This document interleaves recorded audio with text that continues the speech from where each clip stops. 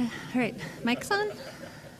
All right, welcome everybody. Thanks for being willing to stick around some extra moments to share this space today. I'm Lauren. We haven't met yet because I'm brand new here. It's good to meet you all. Thank you. And this is Sarah, who maybe you do know.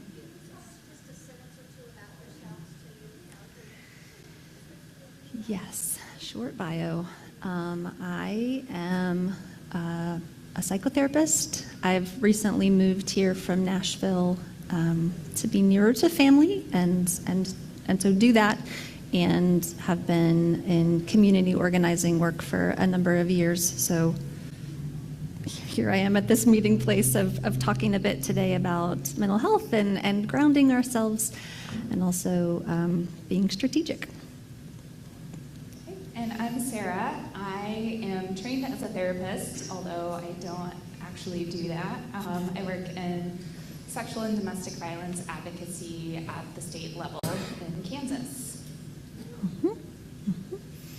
So tomorrow's a big day, and all the time after that. So we thought we would take the opportunity today to do some spiritual, some personal fortification moments together. And maybe to kick that off, I thought we would practice something for just a moment, if you're willing. I know some of you are eating, so keep doing that. And anybody who has free hands, I would recommend you to use both of them here for just a minute. We're going to practice a really easy thing for breathing and slowing down just a moment, which we call 5-finger breathing. And it's handy anytime you need to use it that you also have your hands, right? It's there for you. If your hands are occupied, otherwise, maybe just imagine doing this in your mind and moving slowly with us for just a minute. So here's what we'll do. We're going to trace one of our hands with our finger. We're going to try to breathe in maybe to like a slow count of 4 until we reach the top of the finger, and we'll hold it for just a moment. And then a slow count of 4 will release until we've traced our whole lovely hand together. So here we go. So taking a slow breath in and releasing it. Just moving slowly.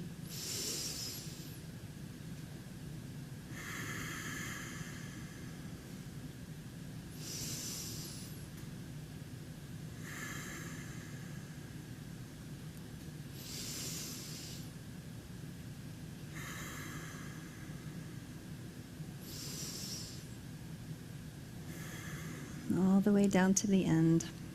If it feels accessible, you might take a moment to place that hand on your heart and take another deeper than normal breath or two.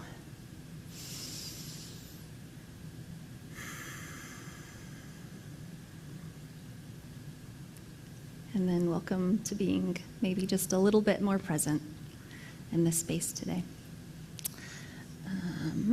So there,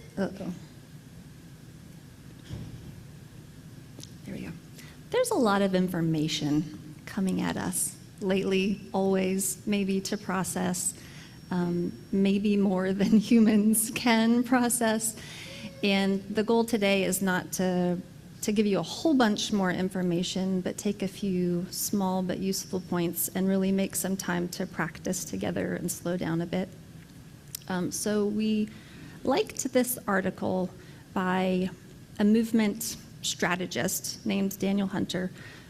This is a quote from him that we've got up. He says, "The key to taking effective action in a Trump world is to avoid perpetuating the autocrat's goals of fear, isolation, exhaustion, and disorientation."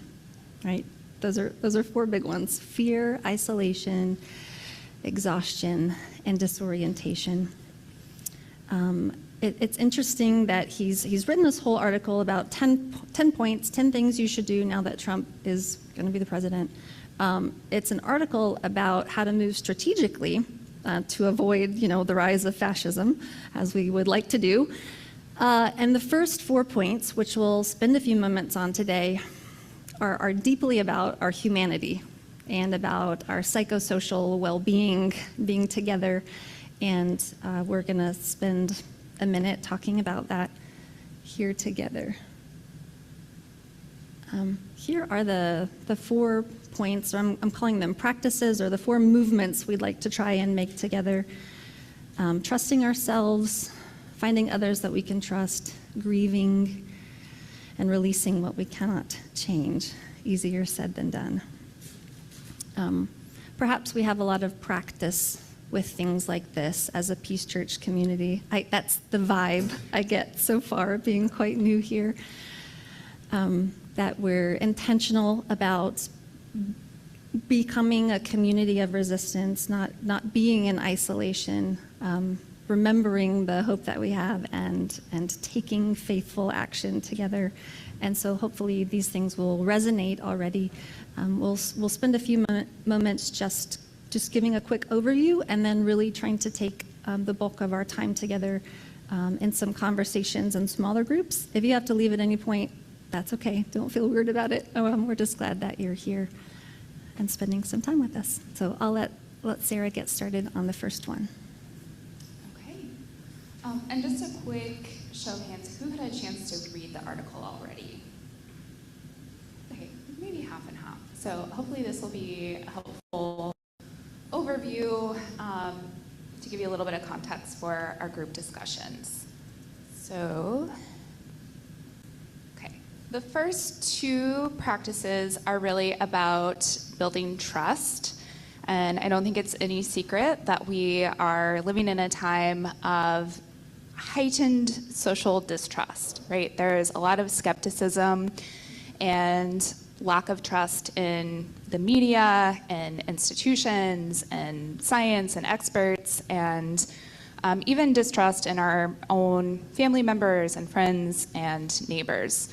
And some of that is, I think, continued fallout from the pandemic.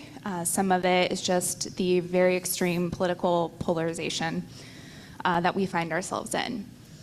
And the reason that is important for our conversation today, there's this quote from the article where Daniel Hunter says, "Distrust fuels autocracy because it makes it easier to divide." And we're not typically told who to trust, right, but rather who to distrust. So there's all of these sometimes explicit, sometimes implicit messages about certain communities of people being untrustworthy. Typically, any systemically marginalized group of people, immigrants, women, trans folks, communities of color, right? Like we could probably go through and name all the groups of people. And in order to combat that, right, to not internalize it if we're in those communities, or even if we're not in those communities, we have to start with building trust of ourselves. So that means trusting our own eyes, trusting what we're seeing happen before us, that's actually happening, trusting our guts and our intuition, and building some protection from the ways that they will try to gaslight us. He also talks about, in the article, being trustworthy, not just with information, but also with our emotions. And that's maybe the most critical piece for our conversation today, that we have to acknowledge what we know, acknowledge what we don't know, and also acknowledge when we're feeling afraid, or we're feeling dysregulated, or whatever the case may be, to do the things that we need to do to get into a better space. So if we know that we're exhausted and overwhelmed, that means taking a step back and resting. If we know we're dysregulated, maybe you do your 5-finger breathing exercise or something else that helps you to regulate. And we are going to go through some other resources a little bit later on, but that's really the first practice, doing that internal work of trusting yourself.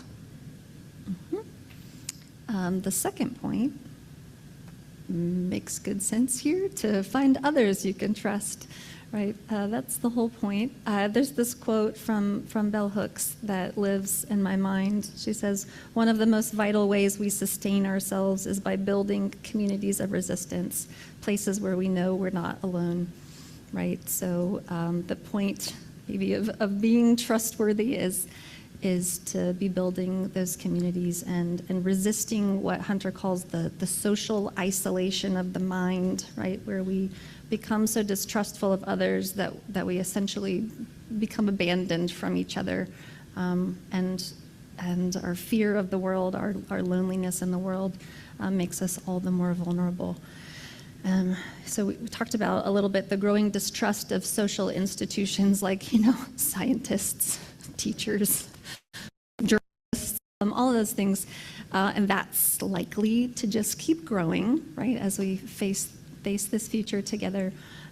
It's important for us to resist those. He gives an example of rejecting oversimplified narratives about the world, which can be easy to do when we become distrustful. So all Trumpers are just crazy, right? It feels maybe cathartic to say that now and again, but maybe not a place to land and stay forever. Or he says people who vote that way don't care about you at all, or things like this, where we know life in the world together has more complexity than that, and to stay in relationship with one another to challenge those sort of too easy answers to try and make sense of a pretty complicated thing that's happening among us.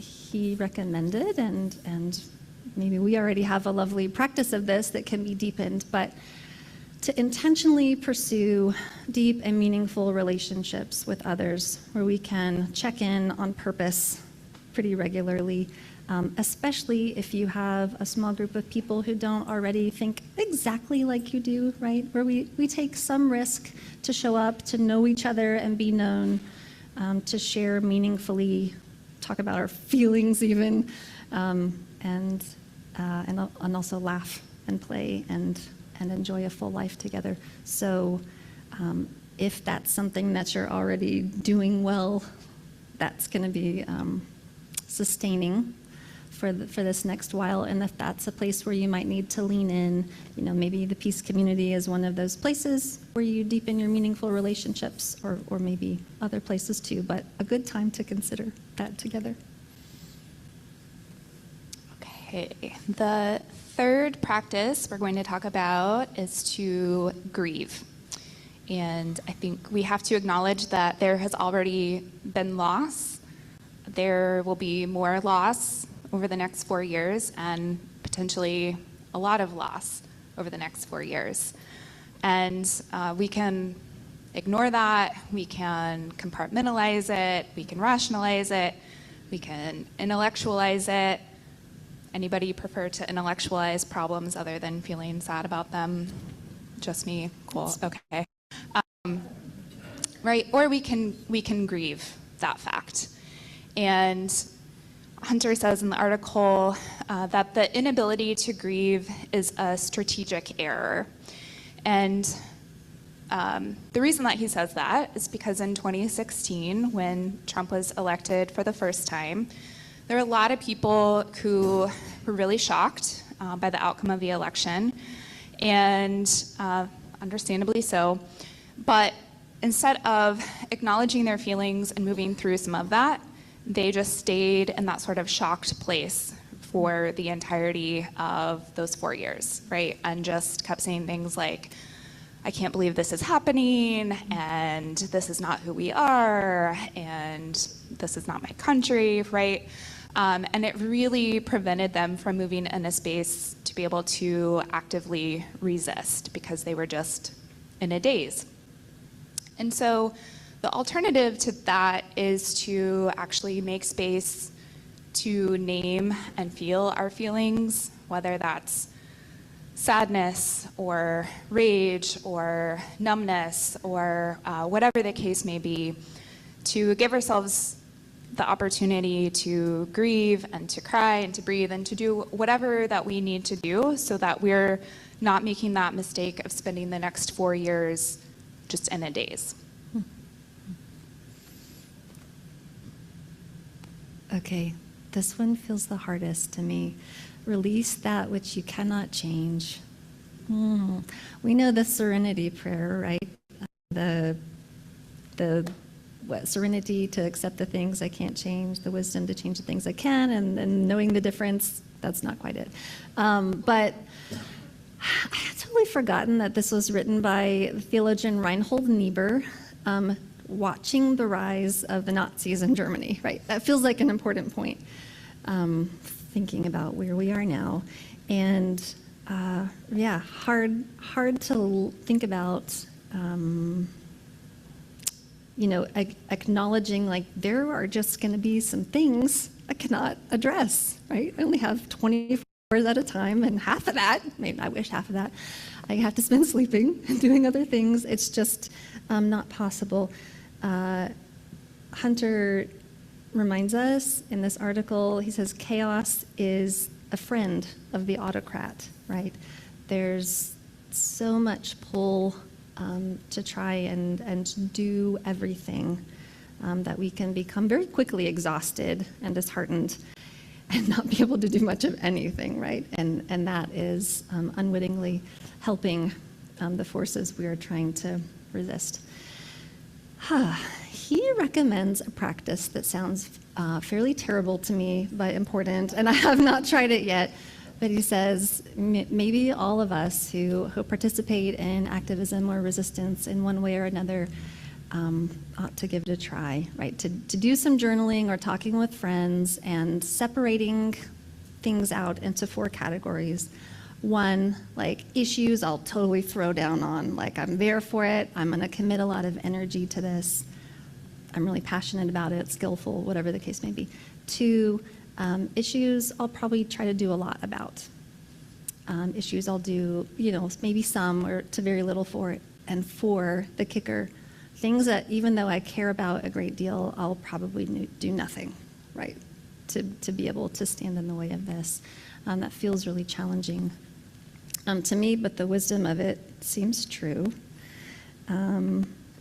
Otherwise, I mean, I think I've been feeling, maybe others in the room too are feeling in our bodies some memories about the 2016 and after years. At least for me, I witnessed, participated in a lot of burnout and like being very, very busy and that like frantic kind of pace of trying to stop just like this onslaught of terrible things that were happening all the time. I want us to do things differently, myself to do things differently this time, to move skillfully, to move thoughtfully. I think of this quote that stuck in my mind once from a Jewish activist, Dov Kent, maybe like a decade ago. She said, there's so much to do, so we must go very slowly. And I think there's wisdom in that for us as we face the next 4 years and then whatever is next.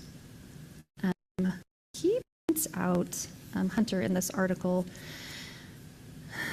that right, the desire to act on everything is bad strategy, and that moving from reaction into a strategic position will have to mean letting things go, and then perhaps we come back to the step of grief, of grieving the things that I know I'm not going to be able to do, hoping, trusting that someone else is carrying the ball forward in that sphere, and trying to support those who do. There are 2 things, really quick points, he says, to look out for within ourselves and maybe organizations we participate in, that are sometimes knee-jerk reactions that we fall into. 1, what he calls public angsting, which I certainly have do, where we just like are horrified by like bad news about things, and we share it with one another sort of constantly, and that can feel like we're taking action. And maybe there is an element of public education happening, but if it's just among people who already think like us, it's probably just making us feel really down and really hopeless and wasting our energy, and lowering our capacity to actually do something more strategic. And the other one is spending a lot of effort doing symbolic action that in a Trump regime, that's not going to be all that meaningful to show the numbers of people who are in opposition, rather than taking action that actually disrupts the bad thing that we're trying to keep from happening. So some accountability for ourselves in how we use our energy in those maybe like 2 pitfalls that we often take. Okay, oh yeah, I put this here. Helpful to remember not just things that I have to let go of, right, but here's what I can do. One, what's within my power to be myself, to be the person with whatever unique gifts I have wholeheartedly. 2, to contribute those things to my community. And 3, to embody the world I want to live in. I think about this a lot, taking it back down to, cellular level, or what Adrienne Marie Brown calls the, thinking back to like fractals. What's the smallest unit that I am, right, where I can impact the community, the world around me, and just be with myself, what I want us to become together. And taking it back to ground level that way sometimes is a helpful position to keep moving forward instead of getting totally freaked out by all the things I can't do. So taking small action, I think like Paula was mentioning this morning, to keep creating change together. All right, folks on Zoom, you all are invited to wrap up your conversation too. And we'll share back what we gathered.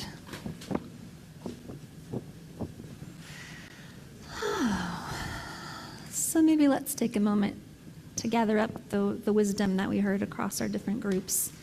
We'd be glad to hear from anybody about, first, what are some of the things that we've named we're grieving and trying to release in this season. See if we have any themes across groups. Mm-hmm.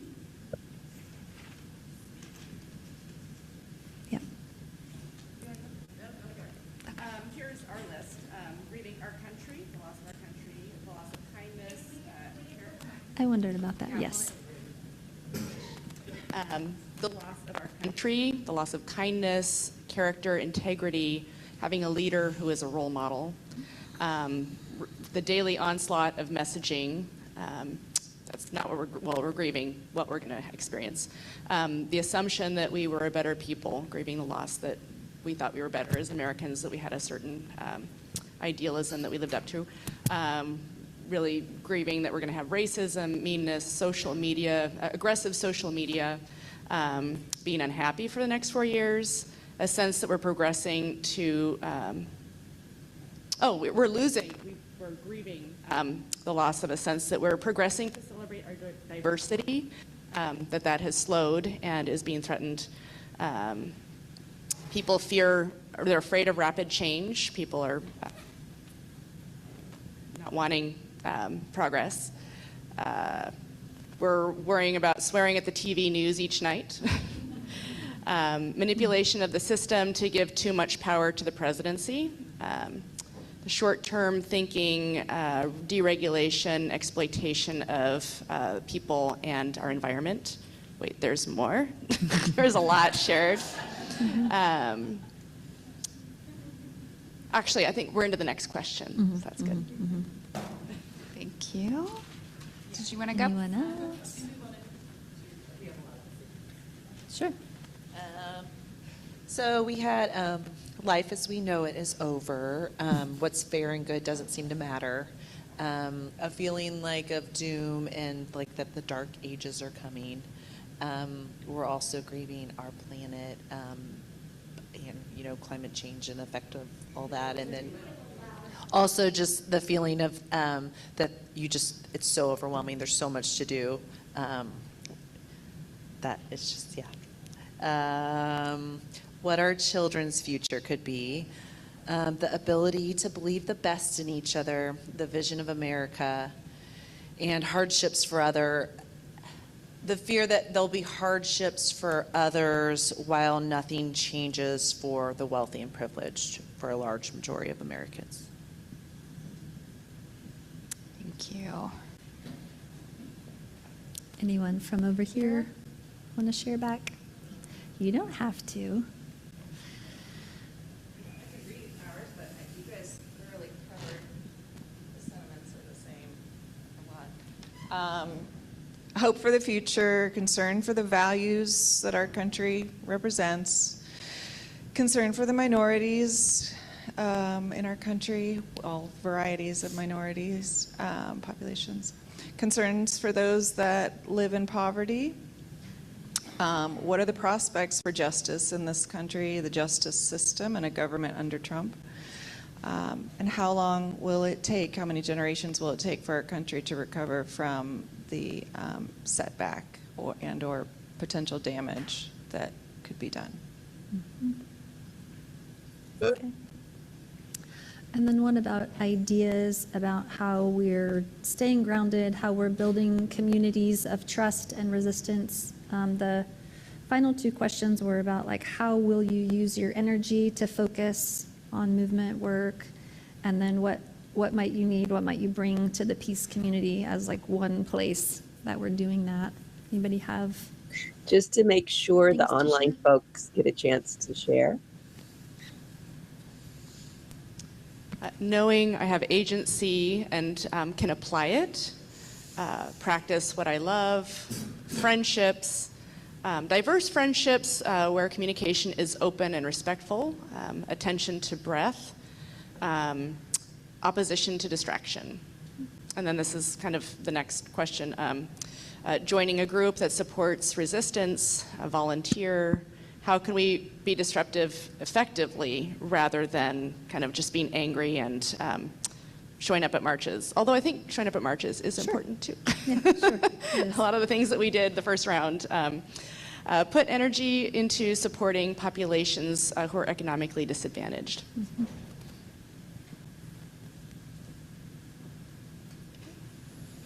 Anyone else want to share?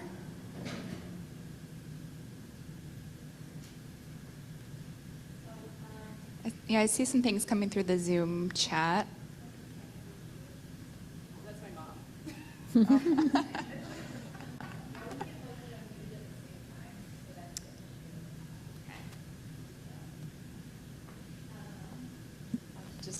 I'm just gonna say things. You guys talked about meditation, that came up. Pick and choose the issues that you're gonna really put up.